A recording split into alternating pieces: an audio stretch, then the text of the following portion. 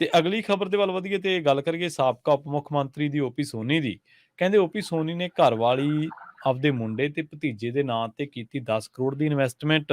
ਤੇ ਸ਼ਰਮਾ ਜੀ, ਮੇਰੇ ਮਨ ਦੇ ਵਿੱਚ ਸਵਾਲ ਇਹ ਸੀਗਾ ਕਿ ਇਨਵੈਸਟਮੈਂਟ ਤਾਂ ਲੋਕ ਕਰੋੜਾਂ ਅਰਬਾਂ ਰੁਪਏ ਦੀ ਕਰੀ ਜਾਂਦੇ ਤੇ ਜੇਬ ਵਿੱਚੋਂ 10 ਕਰੋੜ ਓਪੀ ਸੋਨੀ ਨੇ ਕਰਤਾ ਤੇ ਇਹਦੇ ਵਿੱਚ ਆਖਰ ਕੀ ਆ ਗਈ? ਨਹੀਂ, ਪਹਿਲੀ ਗੱਲ ਤਾਂ ਇਹ ਹੈ ਜੀ ਕਿ ਜੀ ਇਹ ਵਿਜੀਲੈਂਸ ਦੇ ਹਵਾਲੇ ਨਾਲ ਖਬਰ ਹੈ। ਹਾਂਜੀ ਵਿਜੀਲੈਂਸ ਦੇ ਤੱਥਾਂ ਦੇ ਅੰਕੜੇ ਸਾਹਮਣੇ ਆਏ ਨੇ। ਉਦੋਂ ਆਪਾਂ ਗੱਲ ਕਰ ਰਹੇ ਸੀ ਜਿੱਦਣ ਓਪੀ ਸੋਨੀ ਦੀ ਗ੍ਰਿਫਤਾਰੀ ਹੁੰਦੀ ਹੈ ਹਾਂਜੀ 9 8 ਜੁਲਾਈ ਕਰੋੜ ਨੂੰ, ਹੈ ਰੁਪਇਆ ਨਾ। ਕਿੱਥੋਂ 9 ਆਇਆ? ਜੁਲਾਈ ਨੂੰ FIR ਉਦਣ ਕਿ ਉਹ 8 ਕਰੋੜ ਕਿੱਥੋਂ ਆਇਆ, ਕਿੱਥੋਂ ਆਇਆ ਕਿਉਂਕਿ ਜੀ? ਇਹ ਕਹਿੰਦੇ ਜੀ ਕਿ ਉਹਦੇ ਕੋਲ 2016 1 ਅਪ੍ਰੈਲ 2016 ਤੋਂ ਲੈ ਕੇ 31 ਮਾਰਚ ਹਾਂਜੀ 2022 ਤੱਕ ਉਹਨੇ ਤੇ ਉਹਦੇ ਟੱਬਰ ਨੇ ਕਮਾਏ ਤਾਂ 4.5 ਕਰੋੜ ਨੇ, 4 ਕਰੋੜ 52 ਲੱਖ ਰੁਪਈਆ, 52 ਲੱਖ ਤੇ ਖਰਚ ਤੇ ਜੀ ਕਹਿੰਦੇ 12 ਕਰੋੜ 48 ਲੱਖ ਰੁਪਈਆ, ਹੈ ਨਾ, ਹੂੰ 12.5 ਕਰੋੜ। ਤੇ ਉਹ ਕਹਿੰਦੇ ਜੀ ਮਤਲਬ 7 ਕਰੋੜ 96 ਲੱਖ, ਲਗਭਗ 8 ਕਰੋੜ ਕਿੱਥੋਂ ਆਇਆ। ਜੀ ਜੀ ਸੋ ਪਰ ਇਹ ਗੱਲ ਤੁਹਾਡੀ ਦਰੁਸਤ ਹੈ ਕਿ ਇੱਥੇ ਤੁਸੀਂ 7 ਕਰੋੜ ਨੂੰ ਰੋਈ ਜਾਂਦੇ ਹੋ, ਇੱਥੇ ਤਾਂ ਅਰਬਾਂ ਖਰਬਾਂ ਦੇ ਕੰਮ ਨੇ। ਜੀ ਇੱਥੇ ਤਾਂ ਕਿਸੇ ਨੇ 에ਅਰਪੋਰਟ ਦੇ ਸਾਹਮਣੇ ਹੋਟਲ ਖੋਲ ਲਿਆ ਤੇ ਕਿਸੇ ਨੇ ਨਿਊ ਚੰਡੀਗੜ੍ਹ ਦੇ ਉੱਤੇ ਕਬਜ਼ੇ ਕਰ ਲਏ, ਹੈ ਨਾ।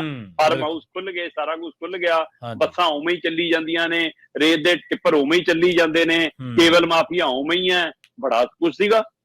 ਉਹ ਸਾਰੀਆਂ ਗੱਲਾਂ ਕਿਵੇਂ ਠੰਡੇ ਬਸਤੇ ਚਲੀਆਂ ਗਈਆਂ ਉਹਦਾ ਜ਼ਿਕਰ ਨਹੀਂਗਾ, ਠੀਕ ਹੈ ਨਾ।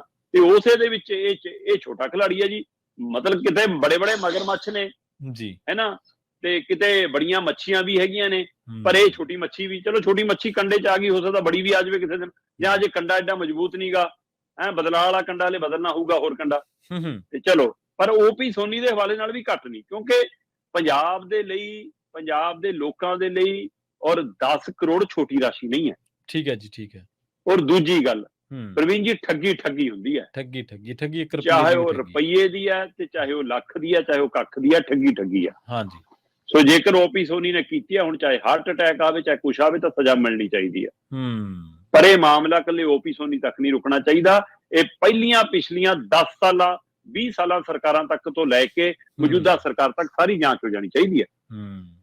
ਜੇ ਕਿਸੇ ਕੋਠੀ 'ਚ ਨਿਵੇਸ਼ ਕਰਨ ਵਾਲਾ ਗੁਨਾਹਗਾਰ ਹੈ, ਹਾਂਜੀ, ਕਿ ਉਹਨੇ ਲੋਕਾਂ ਦਾ ਪੈਸਾ ਕਿੱਥੋਂ ਲਿਆ ਕੇ ਨਿਵੇਸ਼ ਕੀਤਾ, ਉਹਦਾ ਹਿਸਾਬ ਲੈਣਾ ਬਣਦਾ। ਤਾਂ ਜਿਹੜੇ ਕੋਠੀਆਂ 'ਚੋਂ ਟੂਟੀਆਂ ਤੇ AC ਖੋਲ ਕੇ ਲੈ ਗਏ, ਤੇ ਬੀਬੀ ਕਹਿੰਦੀ ਚਾਬੀਆਂ ਤਾਂ ਦੇਤੀਆਂ, ਨਾ ਕੀਤੀ ਨਹੀਂ ਕੋਠੀ, ਤੇ ਲੋਕ ਕਹਿੰਦੇ ਕਿ ਭਾਈ ਹੁਣ ਉਸੇ ਨੂੰ ਪੁੱਛ ਜਿਹਦਾ ਗੋਗਾ ਗਾਉਂਦੀ ਸੀ, ਜਿਹਦਾ ਤੇਰਾ ਘਰ ਵਾਲਾ ਕਹਿੰਦੀ ਰਾਤ ਨੂੰ ਉੱਠ ਕੇ ਧੰਨਵਾਦ ਕਰਦਾ ਸੀ, ਹੁਣ ਉਸੇ ਨੂੰ ਪੁੱਛੋ।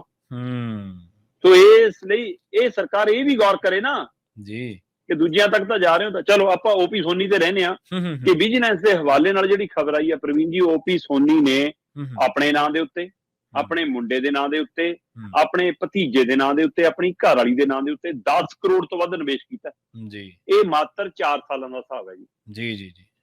ਪਹਿਲਾਂ ਆਪਾਂ ਗੱਲ ਕਰ ਰਹੇ ਸੀ 16 ਤੋਂ ਲੈ ਕੇ 22 ਤੱਕ, ਹੁਣ ਇਹ ਮਾਤਰ 4 ਸਾਲਾਂ ਅੰਦਰ 28 ਤੋਂ ਲੈ ਕੇ 22 ਤੱਕ ਲਗਭਗ, ਹੈ ਨਾ, 18 ਤੋਂ ਲੈ ਕੇ 22 ਤੱਕ ਜੀ।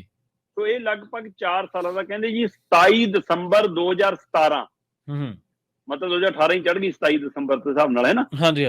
ਮਤਲਬ 27 ਦਸੰਬਰ 2018 ਤੋਂ ਬਾਅਦ ਦਾ ਹਿਸਾਬ ਕਿਤਾਬ ਹੈ ਜੀ ਓਪੀ ਸੋਨੀ ਦਾ, ਜਿਹਦੇ ਵਿੱਚ ਉਹਨੇ ਆਪਣੇ ਮੁੰਡੇ ਦੇ ਨਾਂ ਤੇ, ਆਪਣੀ ਘਰ ਵਾਲੀ ਦੇ ਨਾਂ ਤੇ, ਆਪਣੇ ਭਤੀਜੇ ਤੇ ਆਪਣੇ ਨਾਂ ਦੇ ਉੱਤੇ 10 ਕਰੋੜ ਤੋਂ ਵੱਧ ਦੀ ਨਿਵੇਸ਼ਮੈਂਟ ਕੀਤੀ ਹੈ ਜੀ। ਉਹ 'ਚ ਕੋਠੀਆਂ ਵੀ ਨੇ, ਉਹ 'ਚ ਹੋਟਲ ਵੀ ਨੇ, ਉਹ 'ਚ ਖੇਤੀ ਵਾਲੀ ਜ਼ਮੀਨ ਵੀ ਹੈ, ਉਹ 'ਚ ਕੰਪਨੀਆਂ 'ਚ ਪੈਸਾ ਵੀ ਹੈ, ਉਹ 'ਚ ਸਿੱਧੀ ਖਰੀਦ ਵੀ ਹੈ, ਸਿੱਧੀ ਇਨਵੈਸਟਮੈਂਟ ਵੀ ਹੈ, ਤੇ ਹਿੱਸੇਦਾਰੀ ਵੀ ਹੈ। ਜੇ ਮੈਂ ਮੋਟਾ ਹਿਸਾਬ ਲਾਵਾਂ, ਕਹਿੰਦੇ ਜੀ ਨਿਊ ਚੰਡੀਗੜ੍ਹ 'ਚ ਇੱਕ ਕੋਠੀ ਖਰੀਦੀ ਹੈ ਜਨਾਬ ਨੇ, 1 ਕਰੋੜ 25 ਲੱਖ ਦੀ ਇਨਵੈਸਟਮੈਂਟ ਹੈ ਜੀ ਉਹ 'ਚ, ਕਹਿੰਦੇ। ਠੀਕ ਹੈ। ਇਹ ਆਪਣੇ ਨਾਂ ਤੇ ਹੀ ਹੈ। ਹੁਣ ਅਜੇ ਇਹ ਹਿਸਾਬ ਲੱਗਣਾ ਬਾਕੀ ਹੈ ਕਿ ਕੀ ਇਹ ਰਜਿਸਟਰੀ 'ਚ 1 ਕਰੋੜ 25 ਲੱਖ ਬੋਲਦਾ ਜਾਂ ਹੈ 1 ਕਰੋੜ 25 ਲੱਖ ਦੀ, ਕਿਤੇ ਇਹ ਹੋਵੇ ਕਿ ਹਕੀਕਤ 'ਚ 5 ਕਰੋੜ ਦੀ ਹੋਵੇ ਜੀ। ਬਿਲਕੁਲ। ਸੋ ਇਹ ਵੀ ਚਲੋ।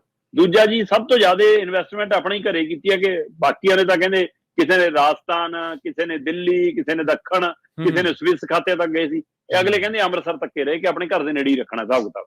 ਠੀਕ ਹੈ ਜੀ। ਅੰਮ੍ਰਿਤਸਰ 'ਚ 11 ਕਨਾਲ ਜ਼ਮੀਨ ਖਰੀਦੀ ਜੀ, ਲਗਭਗ 1.5 ਕਿੱਲਾ ਬਣਦੀ ਆ, 1 ਕਰੋੜ 34 ਲੱਖ ਦੀ ਜੀ, ਸੋਨੀ ਤੇ ਉਹਦੀ ਘਰ ਵਾਲੀ ਦੇ ਨਾਂ ਤੇ ਹੈ ਜੀ। ਇਸੇ ਤਰ੍ਹਾਂ ਅੰਮ੍ਰਿਤਸਰ 'ਚ ਇੱਕ ਫਾਰਮ ਹਾਊਸ ਖਰੀਦਿਆ ਜੀ, 4 ਕਰੋੜ 29 ਲੱਖ ਦਾ ਜੀ, ਇਹ ਮੁੰਡੇ ਤੇ ਭਤੀਜੇ ਦੇ ਨਾਂ ਤੇ ਲਿਆ ਜੀ। ਇਸੇ ਤਰ੍ਹਾਂ ਓਪੀ ਸੋਨੀ ਹੋਰਾਂ ਨੇ ਅੰਮ੍ਰਿਤਸਰ ਦੇ ਵਿੱਚ ਇੱਕ ਕੰਪਨੀ 'ਚ ਹਿੱਸਾ ਪਾਇਆ ਜੀ, 1 ਕਰੋੜ 29 ਲੱਖ ਦੇ ਕੇ।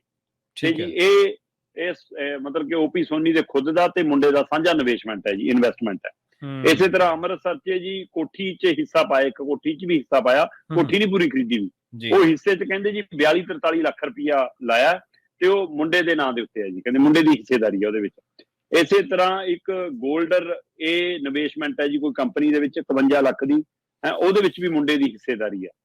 ਇਸੇ ਤਰ੍ਹਾਂ ਜੀ ਮਤਲਬ ਕਿ ਇੱਕ ਸਾਈ ਹੈ ਨਾ, ਜਾਂ ਸਾਈ ਗੋਲਡ, ਸਾਈ ਸੀ, ਏਦਾਂ ਦੀਆਂ ਕੰਪਨੀਆਂ 'ਚ ਮਿਲਾ ਕੇ 1.5 ਕਰੋੜ ਦੀ ਇਨਵੈਸਟਮੈਂਟ ਹੈ ਜੀ। ਠੀਕ ਹੈ ਸੋ ਇਹ ਮੁੰਡੇ ਦੀ ਤੇ ਘਰ ਵਾਲੀ ਦੇ ਨਾਂ ਦੇ ਉੱਤੇ ਆ। ਜੀ। ਸੋ ਇਹ ਕੁੱਲ ਮਿਲਾ ਕੇ ਜੀ ਕਹਿੰਦੇ ਇਹ 10 ਕਰੋੜ ਤੋਂ ਵੱਧ ਦੀ ਇਨਵੈਸਟਮੈਂਟ ਹੈ ਜਿਹੜੀ ਪਕੜ 'ਚ ਆ ਗਈ ਹੈ। ਤੋਂ ਬਿਨਾਂ ਹੋਰ ਕੁਝ ਸ਼ੰਕੇ ਸ਼ੋਭੇ ਨੇ, ਜਦੋਂ ਕਿ ਸਾਰੀ ਉਹ ਇਨਵੈਸਟਮੈਂਟ ਹੈ ਜਿਹਦਾ ਜ਼ਿਕਰ ਕਹਿੰਦੇ ਆਪਣੀ ਰਿਟਰਨ 'ਚ ਵੀ ਨਹੀਂ ਕੀਤਾ ਜਨਾਬ ਨੇ। ਠੀਕ ਹੈ। ਮਤਲਬ ਇਹੋ ਜਿਹੇ ਸਲਾਹਕਾਰ ਤੇ ਇਹੋ ਜਿਹੇ ਜਿਹਨਾਂ ਨੂੰ ਇਹ ਨਹੀਂ ਪਤਾ ਕਿ ਰਿਟਰਨ 'ਚੋਂ ਦੇਣ ਤੋਂ ਬਾਅਦ ਕੀ ਬਚ ਜਾਓਗੇ ਜੀ, ਰਜਿਸਟਰੀਆਂ ਆਪਣੇ ਟੱਬਰ ਦੇ ਨਾਂ ਕਰਾਈਆਂ ਵੀ ਤੇ ਜਾਂ ਤਾਂ ਮਾੜੇ ਮੋਟੇ ਖੱਡਾਂ ਵਾਲਿਆਂ ਤੋਂ ਸਿੱਖ ਲੈਂਦੇ ਜਿਨ੍ਹਾਂ ਨੇ ਖੱਡਾਂ ਰਸੋਈਏ ਦੇ ਨਾਂ ਤੇ ਲਈਆਂ ਸੀ। ਹਾਂਜੀ ਬਿਲਕੁਲ। ਸੋ ਜਾਂ ਹੁਣ ਵਾਲਿਆਂ ਤੋਂ ਸਿੱਖ ਲੈਂਦੇ, ਕੋਈ ਕਰਮ ਸਿੰਘ ਲੱਭ ਲੈਂਦੇ ਵਕੀਲ ਜਿਹਨੇ ਆਪਣੇ ਨਾਂ ਤੇ ਕੋਠੀ ਕਰਾਈ ਸੀ। ਸੋ ਇਸ ਲਈ ਕੋਈ ਸਿੱਖਣ ਦੀ ਲੋੜ ਹੈਗੀ ਆ। ਜੇ ਓਪੀ ਸੋਨੀ ਨੂੰ ਤਾਂ ਪੂਰੇ ਖਿਡਾਰੀ ਵੀ ਬਣੇ ਤਾਂ ਹੀ ਫੜੋਗੇ ਜੀ। ਜੀ ਬਿਲਕੁਲ।